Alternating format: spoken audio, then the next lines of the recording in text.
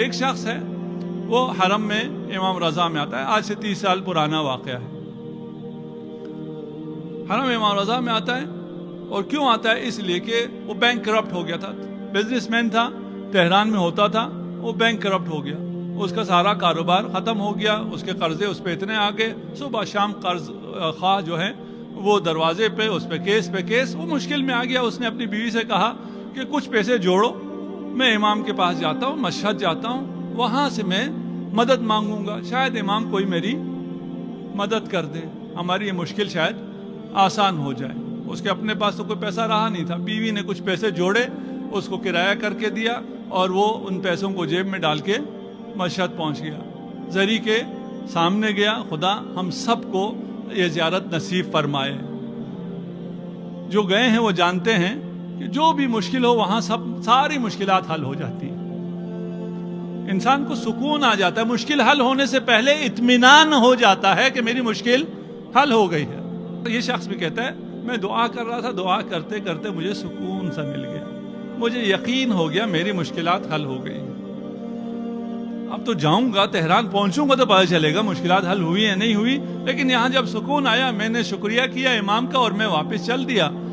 اگر آپ گئے ہوں تو آپ جوتے رکھتے ہیں، کفشداری ہے، اس کو ایک ٹوکن سا دیتا ہے، اس نے جیب میں ہاتھ ڈالا ٹوکن نکالنے کے لیے، دیکھا جیب کٹ گئی، ٹوکن بھی نہیں ہے، وہ جو تھوڑے سے پیسے تھے واپسی کا کرایہ تھا، دوپہر کا کھانا تھا، وہ بھی جیب سے چلا گیا۔ اب اس کے دل میں طرح طرح کے خیال آنا شروع ہو، میں امام آپ کو دینے والا سمجھ کے آیا تھا، یہاں تو آپ نے جو کچھ میرے پاس تھا وہ بھی لے لیا۔ کہا واپس جاتا ہوں، امام سے گلہ کرتا ہوں۔ زری کے سامنے آیا، سلام کیا،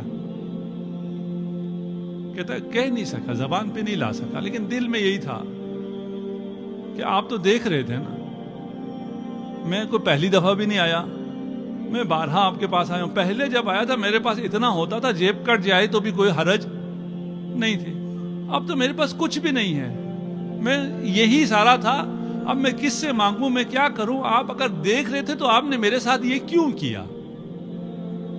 آپ نے یہ کیوں لینے دیا کسی کو؟ خیر وہاں سے آخری سلام کر کے کہتا ہے میں واپس چلا، کچھ کر تو سکتا نہیں تھا، مانگ بھی نہیں سکتا تھا، دل میں آیا نہ مانگوں کیا کروں، حرم پہ میں مانگ لیتا ہوں، خود تاجر تھا، اچھا خاصا تھا، آتا تھے، ہم کہتے تھے یہ بھیک مانگ رہے ہیں، پروفیشنل ہیں، جس سے بھی میں کہوں گا وہ یہی کہے گا۔ اس نے اس سے کہنے کی کوشش کی، اس سے کہنے کی کوشش کی، اس سے کہا نہیں گیا۔ اس نے جیب میں ہاتھ ڈالا تو ایک سکہ اس کو ملا۔ اگر آپ 30 سال پہلے کی بات کروں، موبائل نہیں ہے اس زمانے میں، وہ سکے کا ٹیلی فون ہوتا تھا، سکہ ڈال کے فون کرو۔ اس کے ذہن میں ایک خیال آ گیا کہ ایک سکہ ملا ہے، اسے میں ڈالتا ہوں بوتھ میں جا کر، ایک نمبر رینڈم ملا دیتا ہوں مشہد کا، وہ سامنے تو نہیں ہوگا نا، کم از کم شرم تو نہیں آئے گی، سامنے لوگوں سے مانگتے ہوئے شرم آ رہی ہے، اس سے میں مانگ لوں گا، اس کو کہوں گا کہ میں یہ اس حالت میں آ گیا ہوں، اگر کر سکتے ہو تو مجھے دوپہر کھانا چاہیے، واپسی کا ٹکٹ چاہیے۔ اس نے فون کیا، کسی نے اٹھایا، ہیلو السلام علیکم، وعلیکم السلام، یہ میرا معاملہ ہے اور یہ میری مجبوری ہے، آپ میری مدد کر سکتے ہیں؟ اس نے پوچھا آپ کہاں سے بول رہے ہیں، کہاں ہیں؟ کہا میں فلکہ آپ پر ہوں اور یہ ٹیلی فون بوتھ ہے، اس سے میں فون کر رہا ہوں۔ کہا وہی رہنا، میں آ رہا ہوں۔ یہ خوش ہو گیا، چلے پہلی ہی کال پہ ایک سے زیادہ تو کال کر نہیں سکتا تھا، ایک ہی چانس تھا، ایک ہی سکہ تھا، اس پہ جواب مل گیا۔ اور اس نے کہا کہ میں آتا ہوں، 10 منٹ گزرے، 15 منٹ گزرے، کوئی نہیں آیا۔ تھوڑا سا پھر مایوس ہو گیا کہ فون پہ اس نے تفصیل سے منع کرنے کے بجائے یہی کہا ہوگا میں آتا ہوں، انتظار کرو، نہیں آئے گا تو میں کیا کر لوں گا۔ کہتے ہیں تھوڑی دیر بعد ایک بڑی سی گاڑی رکی اور اس نے آواز دی کہ فلان صاحب آپ ہیں، آپ نے فون کیا تھا؟ کہا ہاں میں نے فون کیا تھا، آئیے تشریف لائیے، صاحب آپ کے انتظار میں ہیں۔ اور میں کہا اچھا یہ جو آیا ہے یہ ڈرائیور ہے، وہ تو جانتا نہیں ہے کون ہے، یہ کوئی ڈرائیور آیا ہے، چلیں کوئی اچھی پارٹی کو فون لگ گیا، کرایہ تو دے ہی دے گا، یہ کھانا بھی اچھا کھلا دے گا۔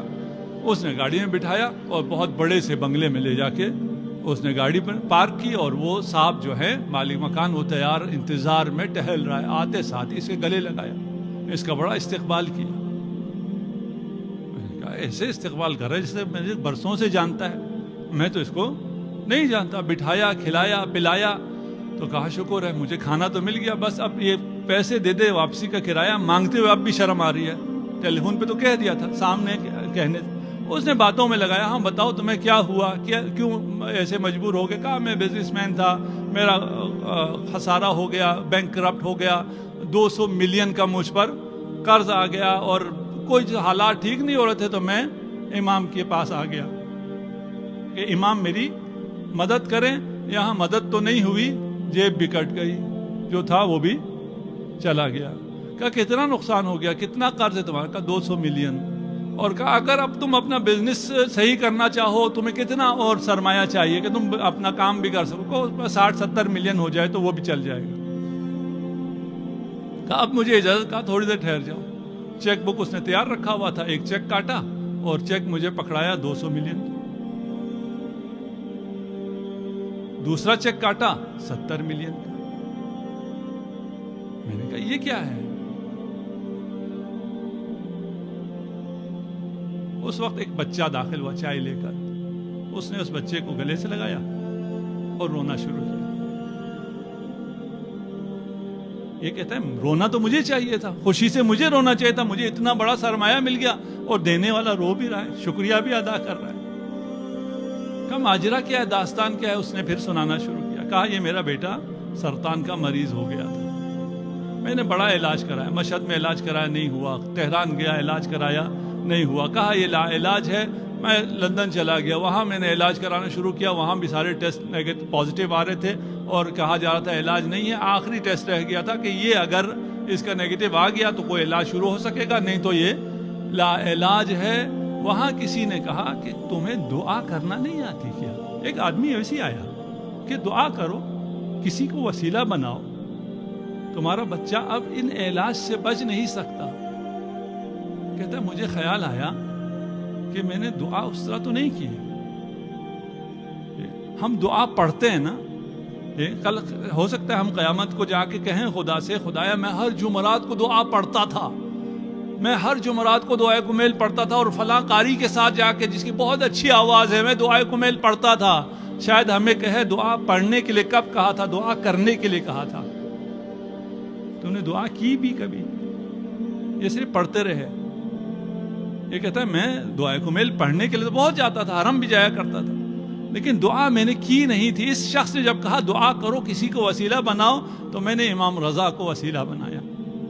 मैंने कहा इमाम अगर आपने मेरे बेटे को शफाअत दी तो मैं आपकी ज़ाहिर की इज्जत करूंगा, आपके ज़ाहिर की हाजत रवाई करूंगा। कहते हैं जो आखिरी टेस्ट आया तो वो नेगेटिव था, और टेस्ट किए, मेरा बच्चा, उन्होंने कहा इसको तो कुछ है ही नहीं, इसे तो शफा मिल गई है। मैंने कहा कोई इलाज, कोई ऑपरेशन, कोई कीमोथेरापी, कोई रेडियोथेरापी का कुछ भी नहीं, जब इसको कुछ है ही नहीं।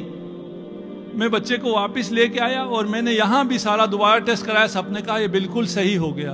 इंसान है, इतनी बड़ी चीज़ होने के बावजूद भी वो भूल जाता है। कहता है मैं अपना वादा भूल गया, मैंने जो इमाम से वादा किया था कि मैं किसी ज़ाहिर की मदद करूंगा, उसे खुश करूंगा, मैं भूल गया। कल रात इमाम मेरे ख्वाब में आए कि तुझे अपना वादा याद है, मेरा ज़ाहिर कल आ रहा है, वो परेशान हाल है, उसकी मदद करना। मैं परेशान था कि मैं उस ज़ाहिर को कहां से ढूंढूं, मुझे क्या पता वो कौन सा ज़ाहिर है जो परेशान हाल है, उसकी परेशानी को मैंने बरतरफ करना है। इतने में तुम्हारा फोन आ जाता है। हमें समझ में नहीं आता कि हमसे कभी कभार जो लिया जाता है वो देने के लिए लिया जाता है। वो जिस पैसे पे तुम्हें एतमाद था, जिस पे तुम भरोसा कर रहे थे, वो तुमसे लिया जाता है ताकि जो हकीकी भरोसा है उसकी तरफ मुतवज्जे हो जाओ। ये देने वाले मकाम पर हैं, ये लेने वाले नहीं हैं। इनकी सियासत बिल्कुल मुख्तलिफ सियासत है, इनकी जिंदगी, इनकी हुकूमत बिल्कुल मुख्तलिफ हुकूमत है। अली इब्ने अबी तालिब जो कहते हैं शायद कोई एक ऐसा फर्द हो जो मुझसे कमतर हो मेरी हुकूमत में, और वो खुद हुक्मरान है 50 से ज्यादा मुल्कों का आजकल के हिसाब से। ये अता अमीरुल मोमिनीन है।